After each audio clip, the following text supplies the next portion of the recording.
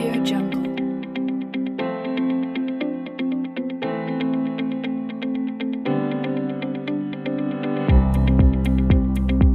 Audio Jungle. हाँ बच्चे, आज फिर हम मोशन पार्ट 2 लेकर आए हैं आपके सामने। फिजिक्स का 9th क्लास का ये वीडियो, और इसमें हम 2 डिफरेंशिएशन पढ़ेंगे और साथ ही एक इक्वेशन भी पढ़ेंगे मोशन का, और धीरे धीरे इस तरह से हम लोग आगे पढ़ते रहेंगे। तो आप हमारे वीडियो में अंत तक बने रहेंगे तो आपको इसका फ़ायदा होगा। बीच में स्किप करेंगे तो क्या फ़ायदा है? कुछ फ़ायदा नहीं होगा ना, क्योंकि साइंस में है, कैलकुलेशन को बीच में छोड़ देंगे तो क्या फ़ायदा हो सकता है। इसलिए अंत तक बने रहें।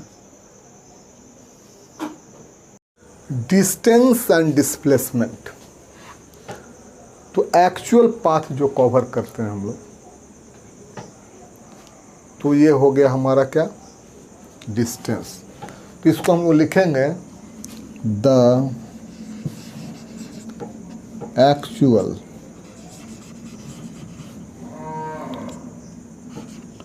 Path traveled by an object।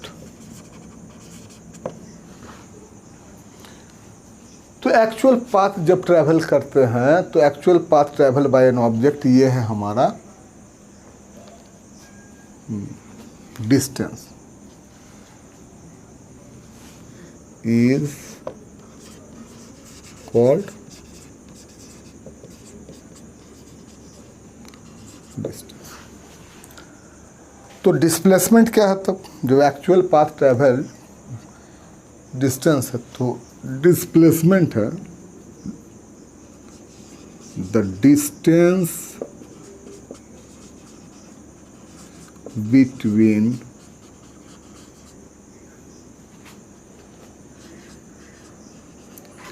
Initial position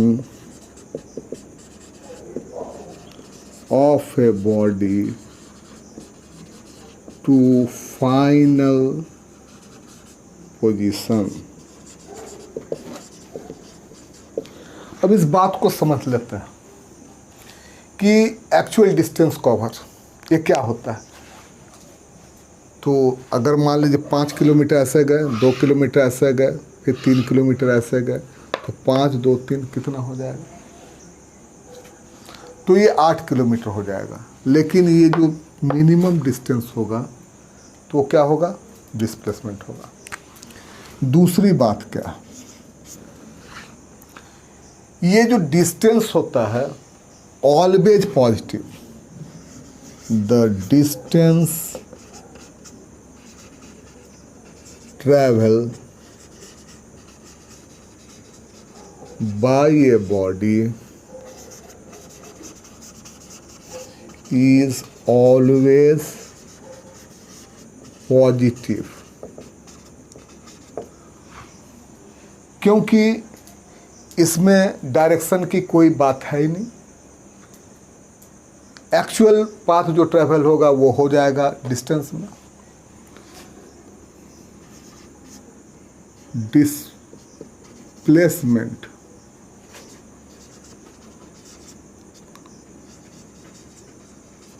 may be positive, 0 और नेगेटिव। तो डिस्प्लेसमेंट जो है वो पॉजिटिव भी हो सकता है, 0 भी हो सकता है, नेगेटिव भी हो सकता है, क्योंकि इसमें डायरेक्शन है। अगर मान लीजिए कोई ऑब्जेक्ट यहाँ से इधर की ओर चलता है और इस डायरेक्शन को हम पॉजिटिव मान, फिर अगर वो इधर आ जाए तो क्या होगा? नेगेटिव हो जाएगा। अगर देखिए उसी तरह से यहाँ एक सर्कुलर पाथ में अगर कोई ऑब्जेक्ट चलता है और यहाँ से चलना शुरू किया और फिर ये घूमते घूमते यहीं पर आ गया, तो इसका डिस्प्लेसमेंट क्या हो जाएगा? 0 हो जाएगा, लेकिन डिस्टेंस कवर 0 नहीं होगा। अब जरा और एक बात, तीसरी बात, this is an scalar quantity. Scalar quantity किसको कहते हैं? Having only magnitude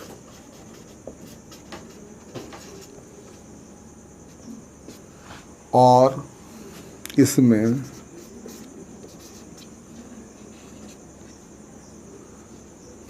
this is a vector quantity, क्योंकि ऐसा क्वांटिटी जिसमें कि मैग्नीट्यूड और डायरेक्शन दोनों ही इंपॉर्टेंट होते हैं। Having magnitude as well as direction,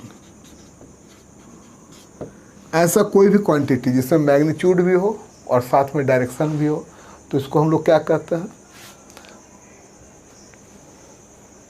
इसको कहते हैं हम लोग वेक्टर क्वांटिटी। चौथी बात, ये जो डिस्टेंस कवर होता है, डिस्प्लेसमेंट उससे उसके बराबर हो सकता है, उससे छोटा हो सकता है, उससे बड़ा नहीं हो सकता है। डिस्टेंस कवर इज इक्वल और greater than the displacement।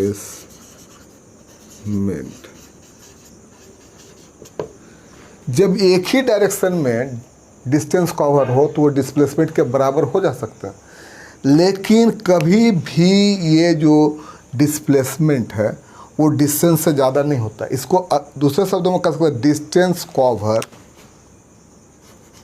Is equal और ग्रेटर देन द डिस्प्लेसमेंट। और यहाँ displacement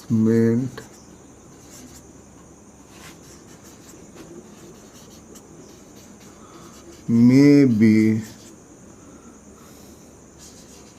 equal to distance cover or less than it। तो डिस्टेंस कवर से डिस्प्लेसमेंट इक्वल हो सकता है या उससे कम हो सकता है, उससे ज़्यादा कभी भी नहीं हो सकता। तो ये जो हमारा डिफरेंशिएशन ये वाला जो है डिस्टेंस और डिस्प्लेसमेंट वाला, ये यहाँ ख़त्म हो जाता है। फिर हम अगला जो है हम लोग को जो पढ़ना है उसको अभी हम लोग देखेंगे कि क्या आगे पढ़ना है। तो अब हम एक और डिफरेंशिएशन में जा रहे हैं और वो है स्पीड एंड वेलोसिटी का। तो स्पीड एंड वेलोसिटी के डिफरेंशिएशन में हम लोग जानते हैं कि है क्या। Speed is a distance cover by a body in unit time. Unit time में क्या डिस्टेंस कवर किया। जैसे मान लीजिए कि 15 किलोमीटर चला कोई चीज़ और उससे 1 आवर लगा, तो इसका स्पीड क्या कहेंगे? 15 किलोमीटर पर आवर। और ये देखिए velocity, distance cover by a body in a certain direction in unit time. तो अगर वेलोसिटी के बारे में पूरी बात कहनी होगी तो हमें ये कहना होगा अगर 15 किलोमीटर कोई चीज़ इससे वेस्ट की ओर जाता है तो हमें बोलना पड़ेगा 15 किलोमीटर इन 1 आवर। अब जरा देखिए तो इसके हिसाब से this is an scalar quantity.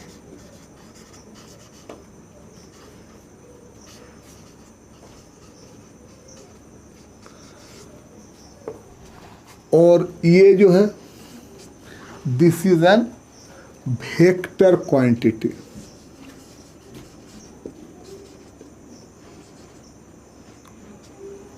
This is a scalar quantity, A vector quantity. तीसरी बात क्या है, जब ये स्केलर हो गया तो इसमें एक बात हो गया कि स्पीड इज ऑलवेज पॉजिटिव।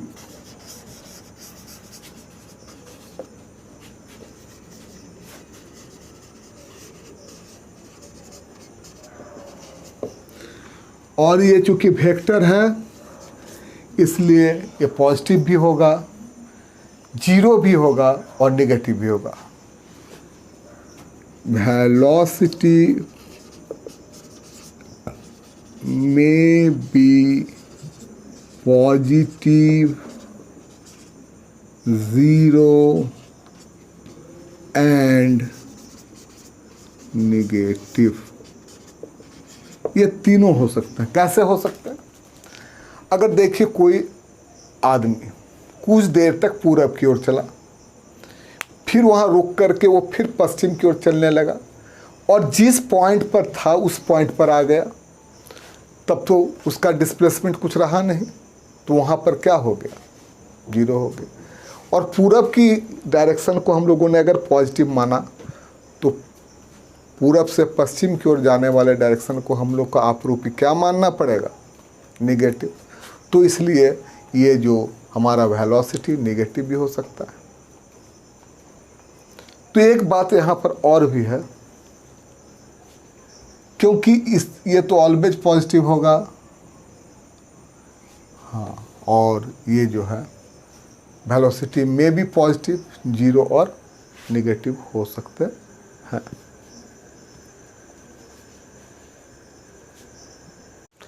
अब इसके बाद हम लोग क्या पढ़ेंगे, जो मोशन का इक्वेशंस है।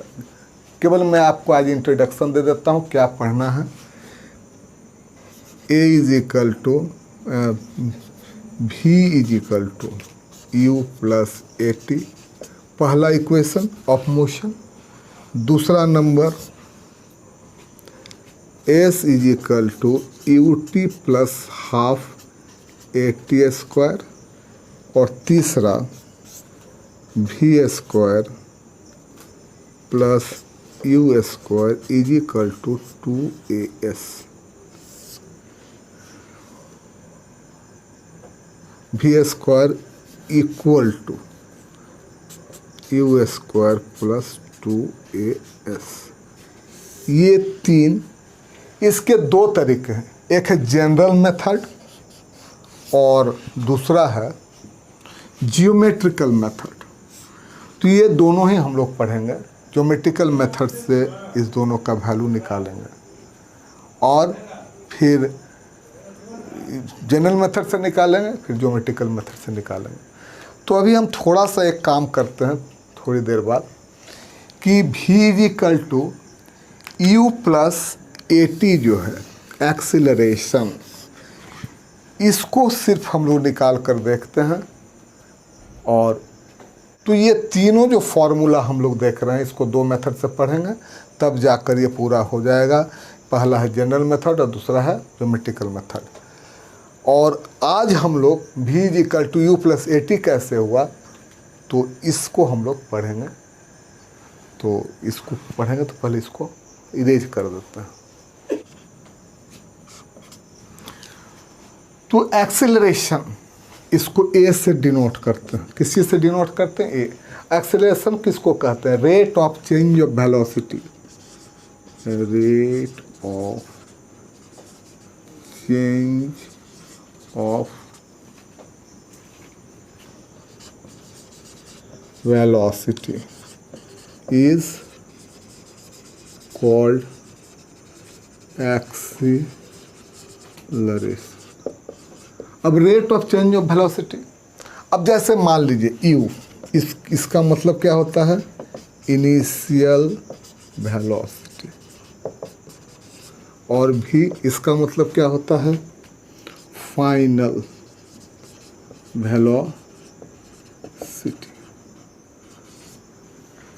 और डेफिनेशन से हम क्या पाते हैं कि एक्सीलरेशन जो होता है rate of change of velocity is called acceleration. तो a is equal to v minus u by t. v का मतलब क्या हुआ? फाइनल वेलोसिटी, और a का मतलब इनिशियल वेलोसिटी। अब देखिए, ये यहाँ क्रॉस मल्टीप्लिकेशन में जाएगा 80 v minus u is equal to 80, और ये माइनस यू को अगर इधर लाएंगे तो 80 plus u is equal to v, और v is equal to u plus 80। तो ये जो पहला हमारा इक्वेशन है जनरल तरीके से ये निकल गया, v is equal to u plus 80।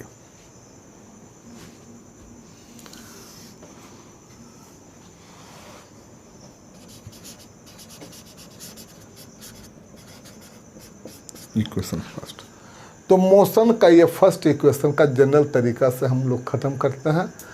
अब जो है हमारा जो नेक्स्ट क्लास होगा, मोशन का जो और दो इक्वेशन है, s is equal to t plus half a t square और v square minus u square is equal to 2as, और इसको दो तरीके से, ये जनरल मेथड से और उसके साथ ही हम लोग ज्योमेट्रिकल मेथड से इसको निकाल कर दिखाएंगे।